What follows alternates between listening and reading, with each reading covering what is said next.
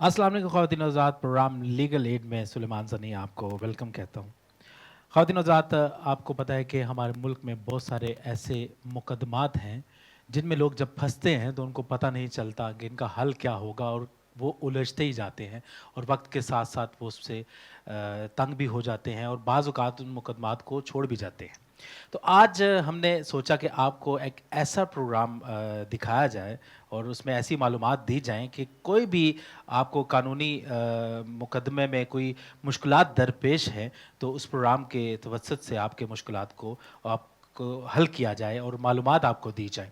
हमारे साथ आज मौजूद हैं पाकिस्तान के मायनाज़ वकील काज़ी हफ़ीज़ुर रहमान साहब, MBA LLB, और हमारे साथ हमेशा ये प्रोग्राम में रहेंगे और आपको जो मुस्तफ़ीद मशवरे हैं वो आपको दिए जाएँगे इस प्रोग्राम में। अस्सलाम वालेकुम सर। वालेकुम अस्सलाम। सर कैसे हैं आप? जी अल्हम्दुलिल्लाह। ये एक बहुत अच्छा इनिशिएटिव है कि ऐसा प्रोग्राम बहुत कम देखने को मिलता है, और हम आपके बेहद मशकूर हैं कि आपने कीमती वक्त में से अपना वक्त निकाल कर लोगों के लिए आसानियाँ पैदा करने का सोचा। तो आज हम अपने प्रोग्राम का आगाज़ करते हैं जी। सबसे पहले एक सवाल मैं आपसे करूँगा कि अगर हमारे साथ कोई वाक़या पेश आ जाता है या कोई डकैती हो जाती है, कोई वारदात हो जाती है, किसी के साथ कोई ज़्यादती पेश आती है, तो उसे क्या करना चाहिए? जी बिस्मिल्लाहिर्रहमानिर्रहीम। सबसे पहले तो मैं ओके टेक टीवी का मशकूर हूँ, इनकी तमाम टीम का, मेंबरान का, कि जिन्होंने ये प्रोग्राम इनेकाद किया, और इस प्रोग्राम में इंशाल्लाह आवाम को बहुत ज़्यादा फ़ायदा होगा। जी। जो लिटिगेंट्स हैं उनके जितनी प्रॉब्लम्स हैं उनको हम कोशिश करेंगे कि यहाँ पे डिस्कस किया जाए। तो मेरी ख़ावर अज़ीम साहब से भी डिस्कशन हो रही थी, तो जितने शोबा जात हैं, जैसे सिविल्स हैं, फैमिली और specially criminal, banking, narcotics, FIA के केसेस, इंशाल्लाह हम तमाम कोशिश करेंगे कि मैं आपको उसके बारे में जितनी मुझे नॉलेज है मैं आप लोगों को तक पहुंचाऊं। बिल्कुल, और ये इसका होना बहुत ज़रूरी है जी जी क्योंकि बिल्कुल। हमारे लोग, मैं अक्सर देखता हूँ अदालतों में, कचहरियों में बहुत मुश्किलात उनको पेश आती हैं। उनको समझ नहीं आ रही होती कि उनका मुकदमा किस तरफ जा रहा है, और वकील भी आपको बाज़ का इतना टाइम नहीं होता उनके पास भी। लेकिन इस प्रोग्राम से हम बहुत ज़्यादा मालूमात उनको देंगे। जी ज़रूर बिल्कुल। अच्छा, भी आपने क्वेश्चन किया कि हमारे साथ अगर कोई ज़्यादती हो जाए, डकैती हो जाए, या हमारे घर में कोई शख्स दाखिल हो जाए, तो इसके लिए सबसे पहले हमें क्या करना है। जी।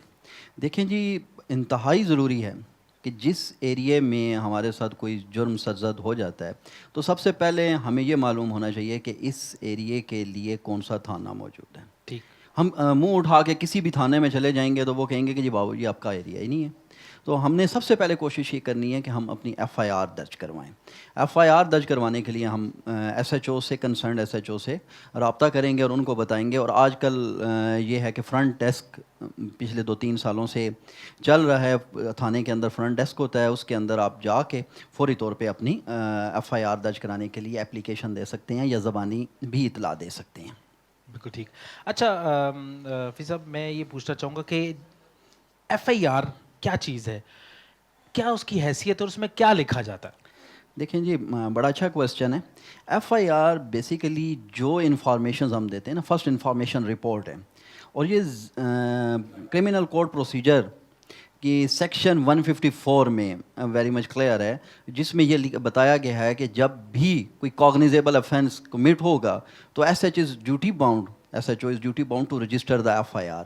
तो FIR के अंदर 6 कॉलम्स होते हैं। ठीक है। मैं आपके लिए एक FIR भी मौजूद है मेरे पास, वो मैं आपको दिखाऊंगा।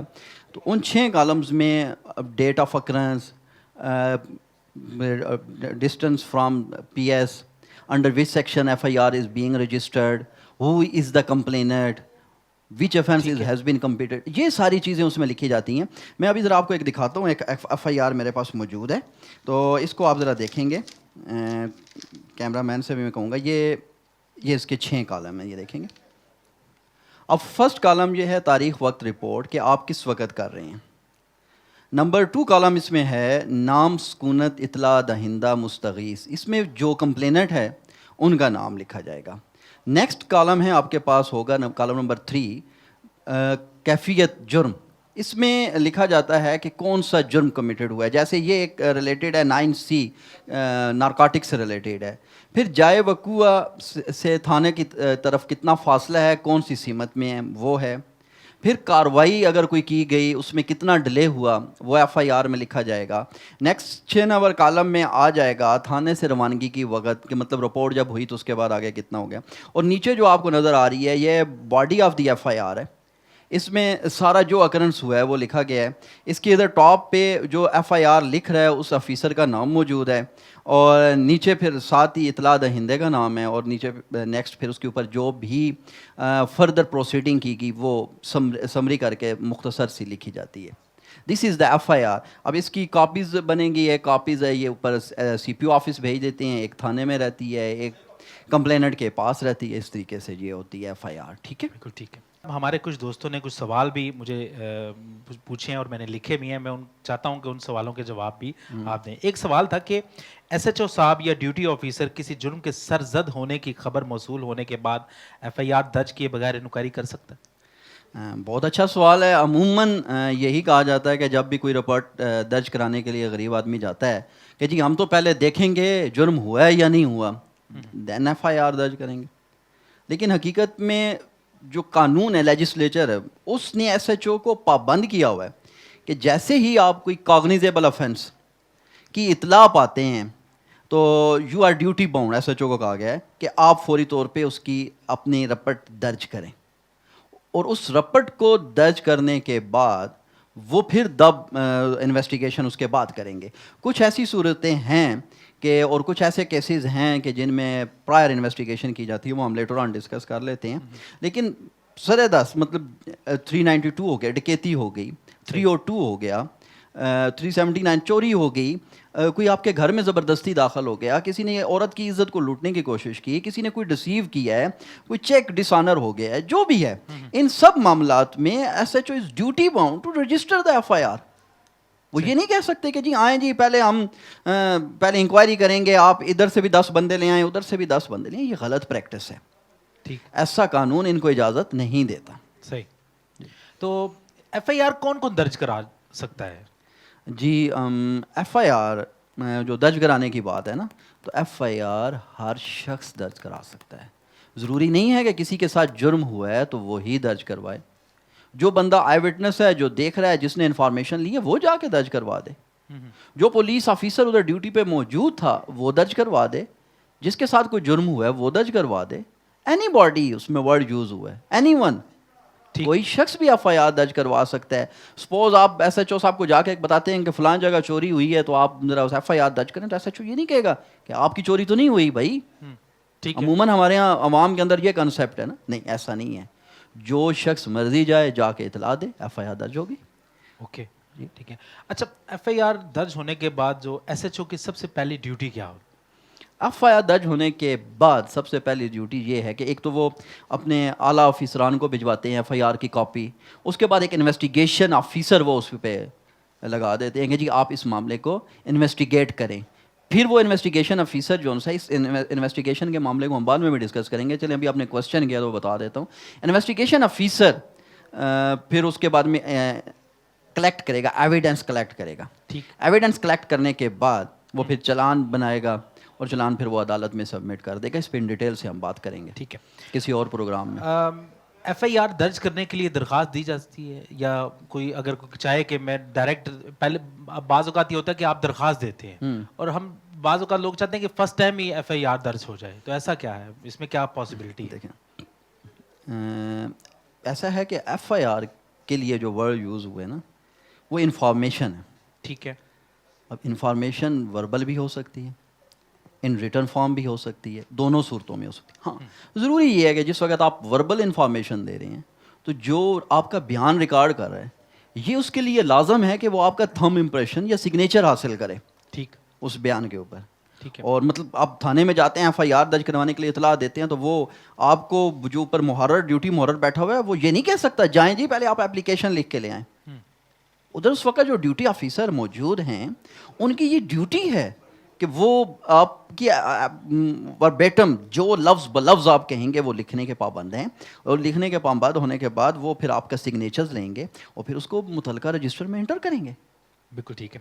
اچھا بعض اوقات یہ دیکھا گیا کہ درخواست بھی دے دی گئی ہے, اعلیٰ حکام سے بات بھی ہو گئی ہے, پھر بھی مقدمہ درج نہیں ہوا, ایف آئی آر درج نہیں ہوئی. اس کے لیے بہت ساری پرابلمس پیش آتی ہیں تھانوں میں, تو اس کے لیے کیا کیا جا سکتا دیکھیں جی 551 CRPC ضابطہ فوجداری میں جو ایس ایچ اوز کے اختیارات ہیں نا, وہ جو اس کے سینئر افیسران ہیں نا, ان کے بھی وہی اختیارات ہیں. ڈی ایس پی, سی پی او, آر پی او, ایس پی, ان کے بھی وہی اختیارات ہیں. وہ بھی ایف آئی آر درج کرنے کے آرڈر جاری فرما سکتے ہیں. لیکن ہوتا یہ ہے کہ بعض اوقات سیاسی اثر و رسوخ پاکستان میں بہت استعمال ہوتا ہے, اور کئی دفعہ ایسے بھی ہو جاتا ہے کہ اس کے باوجود ایف آئی آر درج نہیں ہو رہی ہوتی. تو ایسی صورت میں جب کلائنٹس ہمارے پاس آتے ہیں تو ہم فوری طور پہ ایک پٹیشن دائر کرتے ہیں 22A CRPC کے تحت. ٹھیک ہے. 22 CRPC جو ایک ہی جو ہے, یہ گورنمنٹس نے justice of peace additional session جج یا سیشن جج کو متعین کیا ہوتا ہے, ان کو ایکسٹرا پاورز دی ہوئی ہیں. وہ جسٹس آف پیس ہوتے ہیں. ہم ان کے پاس وہی اپلیکیشن 22A CRPC کے تحت دائر کرتے ہیں. پھر وہ پولیس سے کمٹ منگوا کے, تو اس کے اوپر اگر تو وہ یہ دیکھتے ہیں کہ کاگنیزیبل آفینس کمیٹڈ ہو گیا ہے, تو پھر وہ ایف آئی آر درج کرنے کے آرڈر صادر فرما دیتے ہیں. اور پھر ایس ایچ او صاحب ڈیوٹی باؤنڈ ہوتے ہیں کہ وہ ایف آئی آر درج کرتے ہیں. اس میں ایک اور بھی ہے کہ 22A کے آرڈر ہونے کے باوجود بھی ایف آئی آر درج نہیں ہوتی. جی بالکل, ایسا بھی ہو جاتا ہے کئی دفعہ کہ ہم نے 22A دائر کی, آرڈر آئے, تو پھر بھی ایف آئی آر درج نہیں کی گئی. ایسی صورت میں پھر ہی قانون ہمیں جو ریمیڈی پرووائڈ کرتے ہیں, 2 ریمیڈیز ہیں. ٹھیک ہے. ایک ریمیڈی تو یہ ہے کہ ہم 22B ایک فردر پٹیشن دائر کرتے ہیں, اور اس میں پھر کورٹ سے جو جسٹس آف پیس صاحب ہیں ان سے ہم یہ درخواست کرتے ہیں کہ جی ان کے ذرا سینئر آفیسر صاحبان جو ان سے ہیں ان کو ذرا ہدایت کریں نا. وہ پھر سینئر آفیسرز کو ان پرسن بھی طلب کر لیتے ہیں, اور بعض اوقات وہ ادھر سے ہی آرڈر جاری فرما دیتے ہیں کہ ہاں جی ذرا جو ایس ایچ او صاحب کنسرن ہے نا, ان کے خلاف ذرا پیونیٹیو ایکشن لیا جائے. اچھا. اور وہ پھر ایکشن لیا بھی جاتا ہے, ان کی سیلری سٹاپ کر دی جاتی ہے, ان کی ڈیموشن ہو جاتی ہے, ان کا تبادلہ ہو جاتا ہے, مختلف چیزیں ہوتی ہیں. لیکن پرابلم یہاں پہ پھر یہی کریٹ ہو رہی ہے نا کہ یہ ساری چیزیں لے مین کو نہیں معلوم, اسی وجہ سے وہ پس رہا ہوتا ہے. اور اس کے علاوہ جو ہم ریمیڈی اویل کرتے ہیں وہ یہ کر دیتے ہیں کہ ہم ایک پرائیویٹ کمپلینٹ ہوتی ہے. قانون ہمیں یہ بھی بتاتا ہے, لیٹ سے کہ ایک ہمارا جو اپوننٹ ہے وہ بہت اثر و رسوخ والا ہے, منسٹرز ہیں, کوئی اعلیٰ آفیسرز ہیں, اور ایف آئی آر درج ہونے کے باوجود بھی ہمیں یہ پتہ چل رہا ہوتا ہے, پریشان ہو رہے ہوتے ہیں کہ جناب پتہ نہیں آگے انویسٹیگیشن ٹھیک ہوگی نہیں ہوگی, ملزم کے ڈسچارج کی بنا دی جائے گی. تو ایسی صورت میں قانون نے ہمیں ایک اور جو ریمیڈی ہمارے لیے اویلیبل ہے وہ ہے پرائیویٹ کمپلینٹ کی. پرائیویٹ کمپلینٹ کیا کہ جو کنسرنڈ ایریا مجسٹریٹ ہے, ان ایریا مجسٹریٹ کے پاس ہم وہی ایف آئی آر والے ورڈز جو ان سے ہیں وہ ہم کر دیتے ہیں. اور ایون اگر ایف آئی آر درج نہیں بھی ہوئی تب بھی ہم ڈائریکٹ وہ پرائیویٹ کمپلین میجسٹریٹ کے پاس کریں گے, اور میجسٹریٹ صاحب پھر ہمارے بیانات کروائیں گے, ریکارڈ کریں گے, ہمارے گواہان کے بیانات ریکارڈ کریں گے. اس کے بعد وہ ملزمان کو نوٹس کر دیں گے کہ آئیں جی ذرا بتائیں آپ کے خلاف یہ کیس ہے, اب ذرا آپ اس کیس کو ڈیفینڈ کریں. تو قانون نے ایک لے مین کو کوئی خالی نہیں چھوڑا, اس کے پیچھے کندھے کے پیچھے ہاتھ ہے قانون کا. بس فرق صرف اتنا ہے کہ ہمیں یہ معلوم ہونا چاہیے کہ ہم قانون کو کہاں کہاں اپنے لیے استعمال کر سکتے ہیں. بالکل ٹھیک ہے. اچھا ایک سوال ایک دوست, یہ کہ قابل دست اندازی اور ناقابل دست اندازی جرائم سے کیا مراد؟ جی یہ جو میں ابھی بات کر رہا تھا کاگنیزیبل آفینس اور نان کاگنیزیبل آفینس, ٹھیک ہے. ہماری قانون کی بک ہے ضابطہ فوجداری کرمنل پروسیجر کوڈ 1898. اس کا ایک اینڈ پہ شیڈول 1 ہے. اس شیڈول 1 کے اندر جرائم کی جو شیڈول دیے گئے ہیں اس کے اندر یہ لکھا گیا ہے کہ یہ جرم قابل دست اندازی پولیس ہے یا کہ نہیں ہے. میں آپ کو ایگزامپل دیتا ہوں. جیسے کوئی بندہ ڈیفامیشن کر دیتا ہے, اب سیکشن 500 اٹریکٹ کر رہی ہے اس پہ, لیکن یہ ناقابل دست اندازی جرم ہے. اس پہ پولیس کو انویسٹیگیشن کرنے کے لیے پہلے کنسرن مجسٹریٹ صاحب سے پرمیشن لینی پڑے گی. ٹھیک. اور جو کاگنیزیبل آفینسز ہیں اس میں ڈائریکٹلی ڈیوٹی باؤنڈ ہے ایس ایچ او کہ وہ ایف آئی آر بھی درج کریں, اور سیکنڈلی ان کو یہ اختیارات حاصل ہیں کہ وہ اس میں انویسٹیگیشن کریں ایف آئی آر درج ہونے کی. اور اس کے بعد میں آپ کو یہاں پہ یہ بھی بات بتاتا چلوں کہ یہ انویسٹیگیشنز کے اختیارات اتنے مضبوط ہیں جو بھی تفتیشی آفیسرز ہیں، انویسٹیگیشنز آفیسر ہیں، کہ ان میں کوئی بھی دخل اندازی نہیں کر سکتا. ٹھیک. اور یہ ایک اچھی بات ہے تاکہ کوئی بھی پولیس آفیسر جب کوئی انویسٹیگیشن کر رہے ہیں تو وہ کسی بھی طریقے سے کمپیل نہ کیا جائیں، ان کو مجبور نہ کیا جائے، وہ اپنی آسانی سے اور اپنی آزاد مرضی سے انویسٹیگیشن کریں. ٹھیک.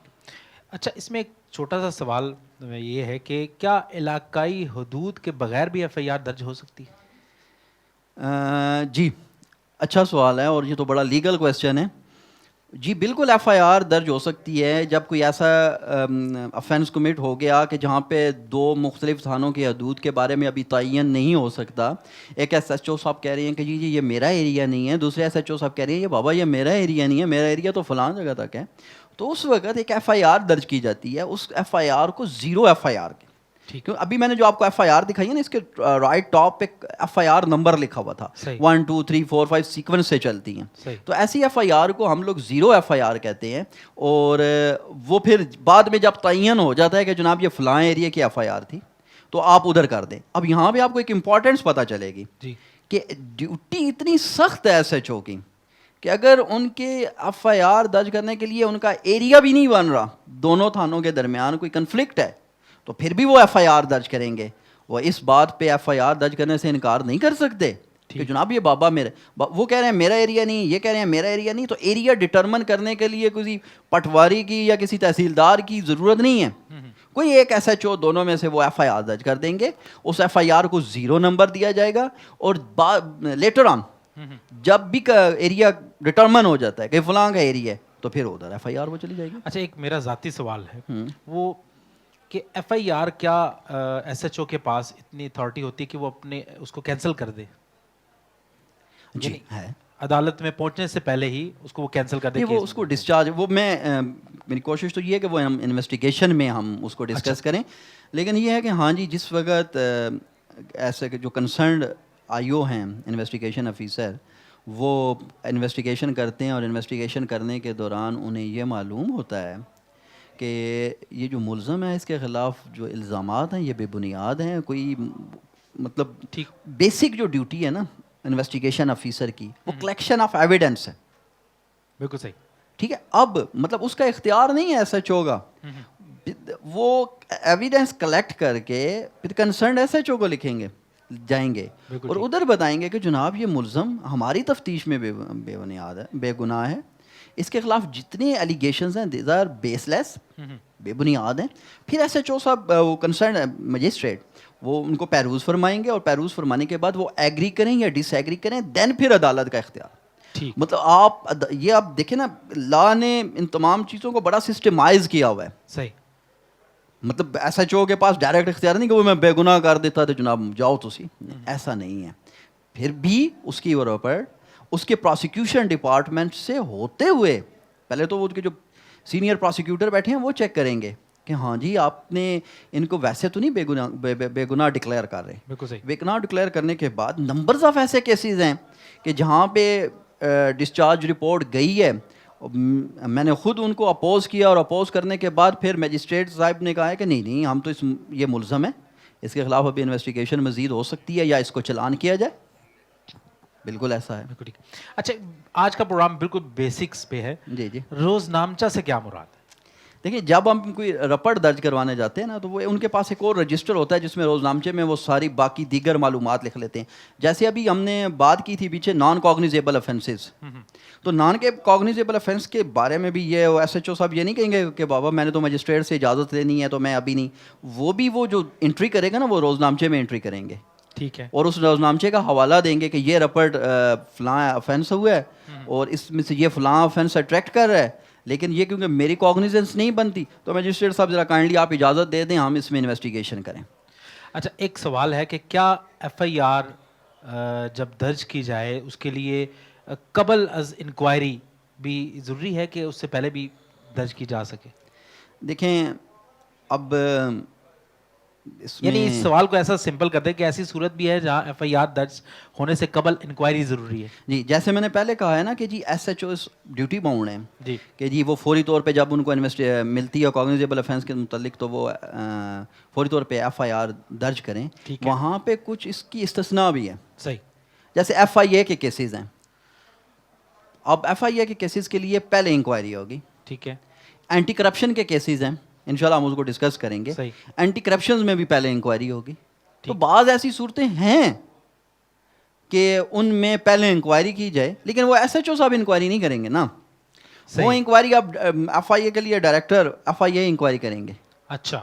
اور اسی طریقے سے اینٹی کرپشنز کے لیے مختلف سکیلز کے لحاظ سے, کیونکہ anti corruption related to government employees ہے, جی جی ایکٹ ہے, تو مختلف سکیلز کے حساب سے مختلف آفیسرز ہیں جو کہ انکوائری کرتے ہیں. انکوائری کرنے کے بعد وہ پھر اس کنسرن ڈپارٹمنٹ کو لکھتے ہیں, اور پھر کنسرن ڈپارٹمنٹ کے جو ہیڈ ہوتے ہیں وہ پھر ایس ایچ او صاحب کو کہتے ہیں کہ آپ ایف آئی آر درج کریں. بالکل ٹھیک. اچھا, ایم ایل آر کیا ہے؟ Medical legal report. جی. یہ دیکھیں, ضروری نہیں ہے کہ ڈکیتی ہوئی ہے تو آپ کو یا مجھے کسی کے ساتھ ڈکیتی ہوئی تو چوٹ نہیں لگی. ٹھیک ہے. یہ لڑائی جھگڑا ہو گیا ہے, اور اسی طریقے سے اس لڑائی جھگڑے کے دوران کوئی چوٹ لگ گئی ہے, کوئی انجری ہو گئی ہے. اب دیکھیں, ہر انجری کی لیجسلیٹرز نے علیحدہ سزا تجویز کی ہوئی ہے. فیس پہ لگ گئی, اب جب انجریز کو ہم ڈسکس کریں گے تو ہم دیکھیں گے شجاع کیا ہے, شجاع ہاشمہ, شجاع خفیفہ, وہ ساری چیزیں ہیں. جافیہ, غیر جافیہ, یہ انجریز کی کائنڈ ہیں. ٹھیک ہے. اب یہ مطلب پیٹ پہ لگا تو پیٹ سے ہٹ کے بازو پہ لگا تو پھر اس انجری کو کیسے ڈٹرمن کریں گے. سر پہ چوٹ لگی ہوئی ہے تو پھر اس کو کیسے ڈٹرمن کریں گے. پاؤں پہ لگی ہوئی ہے تو کیسے. اچھا, خالی چاقو کا کٹ لگ گیا ہے, ٹھیک, تو پھر کیا ایف آئی آر, مطلب کون سی سیکشن لگے گی. اگر گوشت کٹ گیا, پھر اگر ہڈی تک زخم پہنچ گیا, ہڈی ٹوٹ گئی ہے, ہڈی ڈسلوکیٹ ہوئی ہے, نہیں ہوئی, ٹھیک, یہ ساری چیزیں جو سی ہیں. آنکھ ضائع ہو گئی ہے, کان ضائع ہوا ہے, ناک ضائع ہوا ہے, نہیں ہوا, یہ ساری چیزیں جو ڈٹرمن کی جاتی ہیں. جس وقت کوئی بھی انجرڈ پرسن جا کے کمپلین کرتا ہے یا ایک وقوع ہو جاتا ہے, تو پھر جو ڈیوٹی آفیسرز ہوتے ہیں وہ اس ملزم اس مضروب کو, انجرڈ پرسن کو لے کے ڈاکٹر کے پاس جاتے ہیں. اور یہ گورنمنٹ کے ایتھورائز ڈاکٹر, ٹھیک, گورنمنٹ کے ایتھورائز ہاسپٹل میں, ہر جگہ سے نہیں. صحیح. یہ بڑا ضروری بات ہے. یعنی کوئی پرائیویٹ کلینک اس کو, اس میں 377 سے ریلیٹڈ وہ علیحدہ بات ہے. وہ ہم جب میڈیکل لیگل رپورٹس کو ڈیٹیل سے ڈسکس کریں گے تو اس میں پھر میں بتاؤں گا کہ 376 کا جو آفینس کمٹ ہو جاتا ہے ریپ کا, تو اس صورت میں کیا اس میں استثناءات ہیں, اس کو بعد میں ڈسکس کریں گے. لیکن فی الحال ابھی اسی پہ ہم رہتے ہیں کہ وہ پھر آفیسرز, پولیس آفیسر اس کو ادھر بھجوائیں گے. صحیح. اپنے پولیس کانسٹیبل کے ساتھ. وہ وہاں پہ جا کے اس کی میڈیکل رپورٹ ڈیٹیل ہوگی اور اس میں یہ ساری چیزیں ڈٹرمن کی جائیں گی. وہ جو ڈاکٹر ہوں گے وہ بتائیں گے کہ یہ زخم اتنا گہرا ہے, اتنا چوڑا ہے, یہ فائر آرم سے ہے, ٹھیک, نہیں ہے, انسائزڈ ووم میں بلنٹ ویپن لگا ہوا ہے, ڈنڈے سے مارا ہوا ہے, سر کیسے پھٹا ہوا ہے, زخم کی ساخت کیا ہے. کیونکہ یہ چیزیں جتنی ہیں نا, یہ ہم بعد میں جس وقت ہم ٹرائل کر رہے ہوتے ہیں نا, کرمنل ٹرائل, تو یہ ساری چیزیں ایکیوز کو ایکوٹ بھی کروا دیتی ہیں اور ایکیوز کو کنوکٹ بھی کروا دیتی ہیں. بالکل ٹھیک. یہ ساری چیزیں کرابوریشن ہوتی ہیں ان چیزوں کی. صحیح. تو اس کو ایم ایل آر ہم کہیں گے. یہ میڈیکل لیگل رپورٹ ہے. بالکل ٹھیک ہے. اور ایک آخری سوال آپ سے کرتا ہوں کہ ایف آئی آر اور ایم ایل آر کا کیا تعلق ہے؟ کیا ایم ایل آر کی بنیاد پر ایف آئی آر روکی جا سکتی؟ دیکھیں, جو فرسٹ انفارمیشن رپورٹ ہے وہ تو آپ درج کریں گے. ٹھیک ہے. مطلب اب ایک بندے کا جھگڑا ہو گیا, اس نے دھمکی دی. صحیح. اب دھمکی پہ 506 تو اٹریکٹ کر رہی ہے 506. اب دھمکی دینے کے بعد جناب اس نے چاقو نکال کے مار دیا. اب یہ نہیں ہے کہ جناب چاقو کی رپورٹ آنے تک یا ہڈی ڈسلوکیٹ ہوگی تو اس وقت تک ایف آئی آر ہی نہیں درج کریں گے. نہیں, وہ کر دیں گے بعد میں. جو سیکشنز ایڈ ہونی ہیں ایم ایل آر کی رپورٹ میں, ٹھیک, وہ اس میں ایڈ کر دی جائیں گے. صحیح. اور اس کے بعد بتا دوں کہ ایف آئی آر جو سی ہے یہ بڑی امپورٹنٹ چیز ہے. اس کو آرٹیکل 102 قانون شہادت, اس کے تحت یہ پبلک ڈاکومنٹ ہے. ٹھیک. اور جس وقت ہم لوگ ٹرائل کر رہے ہوتے ہیں تو جو اس کا پرسکرائبر ہوتا ہے اس کو ہم طلب کر سکتے ہیں, کورٹس طلب کرتی ہیں کہ جی آپ کے پاس یہ ایف آئی آر آئی تھی, اس وقت کس کنڈیشن میں کوئی بندہ آیا تھا. اور پھر اس کی انتہائی امپورٹنس یہ ہے کہ اس کو ہم جب کراس ایگزامینیشن کرتے ہیں تو اس کو ہم کرابوریٹ بھی کرتے ہیں اور اس کو ہم ڈس ایگری بھی کرواتے ہیں. مطلب اس میں جو کنٹراڈکشنز ہوتی ہیں بندے کے بیان میں اور جو ایف آئی آر درج کروانے گیا اور جو ایف آئی آر میں لکھے, اور اس کی بیس پہ سزا کم زیادہ بندہ بری ہونا، بندے کو سزا ہونا، یہ ساری باتیں ہو سکتی ہیں. دس از دا فاؤنڈیشن. بالکل اس وجہ سے جس بندے کے ساتھ جو جرم ہوا وہ اس وقت جب جا رہا ہے، تو میں آج آپ کو یہ بتانا چاہوں گا کہ وہ تمام ڈیٹیلز دیں پولیس والوں کو. اللہ نہ کرے کسی کے ساتھ ڈکیتی ہوگی اور آپ نے دیکھ لیا کہ بندے کا حلیہ کیا ہے، تو آپ ادھر جا کے بتائیں. آپ یہ صرف سمپل نہیں کہیں گے کہ 2 ڈکیت آ گئے، آپ ادھر ان کو بتائیں گے کہ جناب اس نے فلاں کلر کی شرٹ پہنی ہوئی تھی، فلاں کلر کا کوٹ پہنا ہوا تھا، اس کا قد اتنا تھا، ہیوی ویٹ تھا، ایج اتنی لگ رہی تھی. کیونکہ کل آپ نے تو نامعلوم بندے کے خلاف ایف آئی آر درج کروائی، اور یہ ساری ڈیٹیلز دیں گے. پھر فلاں فلاں بندہ اس وقوعے کو دیکھ رہا تھا، موڈ کیا تھا ان کا انٹری کا، لوٹڈ اماؤنٹ لے کے جانے کے بعد کا کیا، یہ ساری چیزیں ان ڈیٹیل سمرائز کر کے ہم نے بتائیں. سمرائز بھی ہوں اور ان ڈیٹیل بھی ہوں. ٹھیک ہے، جامعہ وہ پھر جامعہ بتائیں گے، تاکہ F I R is the foundation of case. بالکل ٹھیک. اس کو آپ نہیں لے، کیونکہ اس کے بعد جو بھی کمپلینٹ جا کے بیان کروائے گا، میں آپ کو ایگزامپل دیتا ہوں کہ ایک شخص نے ایف آئی آر درج کروا دی، آدھے گھنٹے بعد یاد آیا نہیں وہ تو فلانا بندہ بھی موقع تھے موجود سے. اب اگر وہ جاتا ہے جا کے ایف آئی آر جا کے ایس ایچ او صاحب کو بتاتا ہے کہ نہیں جی وہ فلاں بندے بھی موجود تھے، تو اس وقت جو بیان ریکارڈ کیا جائے گا وہ ایف آئی آر کا حصہ نہیں ہوگا. اچھا. اس کو سپلیمنٹری اسٹیٹمنٹ کہیں گے، اور وہ ہماری قانونی ٹرمینالوجی میں ہم اس کو 161 کی اسٹیٹمنٹ کہیں گے. بالکل ٹھیک. مطلب اس کی وہ ایف آئی آر والی حیثیت نہیں ہوگی. اس وجہ سے ایف آئی آر درج کراتے وقت this is important, this is the foundation of the case. اس کے اوپر سارا کیس اسٹیبلش ہونا ہے، تو اس کو ذرا اچھے طریقے سے کرایا جائے. Thank you very much Hafeez ur-Rehman صاحب، آپ کا بہت بہت شکریہ، آپ نے قیمتی مشورے ہمیں دیے. جی خواتین و حضرات، آج کے پروگرام سے آپ کو بہت زیادہ معلومات حاصل ہوئی ہوں گی. اگر آپ کو کوئی قانونی مسئلہ درپیش ہے اور آپ کو اس کا حل نہیں مل رہا، تو آپ ہمیں کمنٹس میں ضرور بتائیے گا کہ آپ کے ساتھ کیا پرابلم ہے، تاکہ ہم حفیظ صاحب سے اس کے بارے میں مشورہ لے سکیں اور آپ کو ایک اچھی معلومات مل سکیں آپ کے کیس سے ریلیٹڈ. ہمارے اس چینل کو سبسکرائب کیجیے گا اور ہمارے پروگرام کو لائک کیجیے گا اور شیئر بھی کیجیے گا. اگلے پروگرام تک کے لیے ہمیں اجازت دیں. اگلے پروگرام میں پھر ایک نیا ایشو لے کر آپ کی خدمت میں حاضر ہوں گے. تب تک کے لیے اللہ حافظ.